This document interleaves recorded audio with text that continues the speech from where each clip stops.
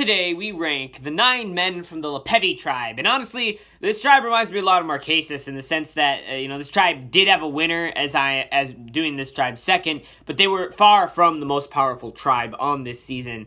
They just kind of had this kind of comeback story. I mean, Yasser just owned them all the way into the middle of the merge, this close to having Lopevi being the tribe to be completely eliminated the earliest out of any season of Survivor. But as you will come to find out, this tribe was not a bunch of quitters, and some of the guys here are actually what made this season great. Of course he's at last, because he's the first boot of this season. What did you expect? I'm beginning to sound like a broken record at this point. Well, as it turns out, Lopevi was a very divided tribe, and not the way like Yasser was, where people were flipping the vote at every tribal council.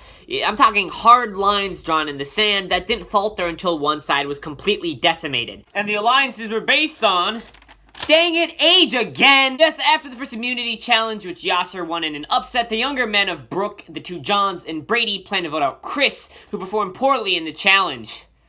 Oh, that didn't age well. But the older men were having none of this. The 5 of them became the Fat Five. Why would they name themselves that? And were, for the most part, led by Sarge, with the other members being Chris, Bubba, Chad, and Rory, kind of. They all targeted Brooke and sent him home. See, I didn't have a problem with Brooke. Maybe he was a little bit cocky, but he seemed to be a strong asset for Lopevi. He's only this low because, well, he went first. Wait. Who is this guy again? Oh, yeah, that's right. He's a dude that thought embers were called ambers. You know, like Boston Rob's girl. Well, I honestly don't know why he's even above Brooke, as he's by far the most forgettable player I've ever watched on Survivor. That whole thing about the ambers thing is really the only thing that's even remotely memorable about him, and even that I totally forgot about. I even struggled to remember what he looked like, but then again, some of the guys on this tribe could pass as identical triplets, so that's kind of a moot point. Well, he does make it to the 3rd episode. I mean, small victories, right? It was a double elimination. The other John wins the special individual immunity challenge here, and then he later gives that to Twyla, as I said that. And ironically, JP is voted out here, which isn't all that surprising, and I just kind of shrugged it off because I barely knew who he was. I know. You're wondering why on earth I'm putting any of the Fat 5 members below the Skinny 4. Well, it's just that Bubba sucked at this game big time. Sure, he may have seemed like some sort of second in command to Sarge, but after that, it only goes down from there. In episode 5, the tribes do a swap, having him and Rory switch over to Yasser, and they're rightfully nervous that they're on the chopping block should they lose immunity. Well, Bubba got a little bit too nervous and tried communicating with one of the guys at the Lopevi mats right before the next immunity challenge, basically trying to make sure that they're still in it for each other and not showing loyalty to the new people on their tribe. Well, yeah, of course the women catch on what he's doing, and they go on to lose that challenge. And even though production didn't make it too obvious that Bubba was going that night, they didn't really have to, as him and Rory were already outnumbered 5-2, and now this, yeah, game over, Bubba. The other John wasn't shown that much either, as I'm realizing. Sure, he won that pre-merge individual immunity at the double elimination episode, and he seemed to be playing a somewhat okay game. And then he kind of receded back into the shadows for a bit and ended up being the sole survivor of the Lopevi Minority Alliance, that is. Even when post-swap Lopevi went to the tribal council for the first time, the Fat 5, or I guess the Fat 3 as Bubba was gone and Rory was still on Yasser, they didn't really want to keep John over Julie or Twyla. It was very dumb for them to cut John here, as I mentioned in the last video. They should have voted Julie, as Twyla was more likely to be a swing vote, and they'd gained an extra number. They'd honestly probably be able to be Pagong the Yasser. He may have only been there for 12 days, but he owned the island. Wait, he was actually part of the Skinny 4? Aw, man! Well, to start, this dude was a literal FBI agent. That's the coolest occupation title yet. Then, this dude literally climbed a tall wooden pole that was greased up and grabbed an idol from it in the premiere episode. I mean, this guy should go on Big Brother. There are competitions like that all the time. It was part of a ritual both tribes took part in when they first set foot on the island, and how it went was one of the men would try to climb the pole up and grab the idol, and if he failed, the women would have a crack at it.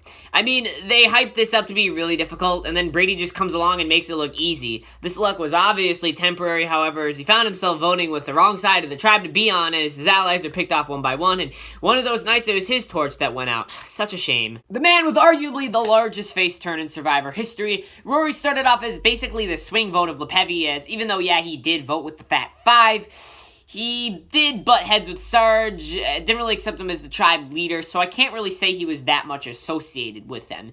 Eventually, he did start to warm up to his tribe, only to be sent to Yasser with his tail between his legs. His only ally on that tribe sent home almost instantaneously, and he once again started to get sort of vicious with his gameplay. He literally threatened to burn down the camp and sort of went on a work strike if the women planned to vote him out next, which I don't know how that makes sense. It turns out he didn't need to worry about all that, as Lisa's unfortunate interaction with Amy led the women to pivot their target off of him to Lisa. He then comes in clutch at the next immunity, probably pulling off one of, if not the best, individual performance at a tribal challenge. The very next episode is The Merge, where he reunites with the men and holds on for dear life, and they desperately do try to work Twyla and Scout over to their side, but it was no use, and the women gather together and vote Rory out, just one placement away from making the jury, which honestly, I'm really surprised by that, because obviously their idea was that they were going to go and vote out all the remaining men. But why go for Rory right away? I mean, obviously, I'd say, at the very least, Sarge and Chad and maybe even Chris were bigger physical threats than Rory. And on top of that, he was on their tribe. He worked with them. He, was closer to them than any of the other men were. I think he probably would have had more favor with them. So I'm very surprised that that's how it played out. The drill sergeant himself, he took the reins of Lopevi right away, and for once almost nobody protested the rise of the leader, at all, except for Rory, but he literally just kind of, and I think it was because he was a drill sergeant, so they're like, oh yeah, you're already used to being in positions of authority, let's just have you be kind of the leader. He really did control the votes all through the pre-merge, and was a good spot going to his new home on the Alinta tribe, winning the first individual immunity. That is, until they realize that they don't really have the numbers. He loses Rory here, and he himself goes 3 days later. He was still one of the best characters of the season, not afraid to let his wild and youthful side out, despite his assertive personality and leadership position within the tribes. He was almost a more subdued Big Tom, which isn't saying much, but still. This dude was by far my favorite of the entire cast. Chad dropped a bomb on his tribe early on, revealing he was the first amputee contestant to ever compete on Survivor. But that didn't stop him at all, however, as he was a total beast in challenges, coming close to winning at least one individual immunity. I honestly think that, had he not revealed that he had an artificial leg, I honestly don't think anyone would have noticed. He was just, he just rolled with the punches that are Survivor that well, and he was just so good at challenges. He was one of the younger members of the Fat Five. I would even venture as far to say he was the youngest. Maybe Chris was a little bit younger, but I didn't look at their ages exactly. And, he did make it to the merge, but his future was sadly pretty bleak there, as his friends were getting knocked off one by one. And even though Twyla and Scout tried to keep him around with Chris, he was voted out in 8th place anyways, which is really sad because they just made that deal with him again, this time with Eliza, and it was just, I really wanted to see him go further, but I, still loved the guy. I really hope he does play again, because he definitely would deserve to come back. No winner had ever had such a rags to riches story like Chris Doherty. Chris is the second player to have a really good rags to riches story. I mean, he started off as the first target as he lost the immunity challenge for the team, but the Fat Five came like an angel from the heavens to keep him safe for as long as they could, which ended up being the merge. From there, his allies were quick-scoped one by one by the ever more powerful women of the season. However, once he was quite literally the last man standing, he became a hot commodity as the cracks in the Yasser alliance began to grow by the day. He was first approached by the younger women to vote Eliza with them, which he seemed to agree with at first as it ensured his safety. But once Twyla and Scout made a similar deal with him to get Amy and her lackeys out, he saw that as the far superior deal. He proceeds to play a notably ruthless and cutthroat game, which the jury condemned him for as he found himself at the final two. But that didn't matter, as the fact that he made it to the final two, despite the fact that the odds were against him, for practically the entire 39 days, that was enough to garner most of the jury's votes. Even though today he isn't hailed as that great of a winner, he was a very fun and very entertaining Survivor to watch. And I would even go as far to say that he had some of the best confessionals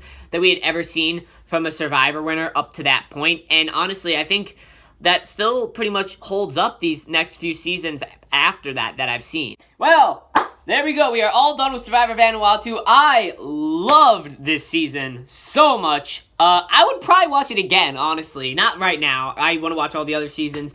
But yeah, definitely, it could definitely be a top 5 season. At the very least, it's definitely looking to be a top 10 season, which is kind of funny because I've only seen these, well, I mean, yeah, we won't get into it. But yeah, next up, we are doing the 2-parter for Palau. I am pumped. Like, comment, subscribe, and I'll get that out there and see you later.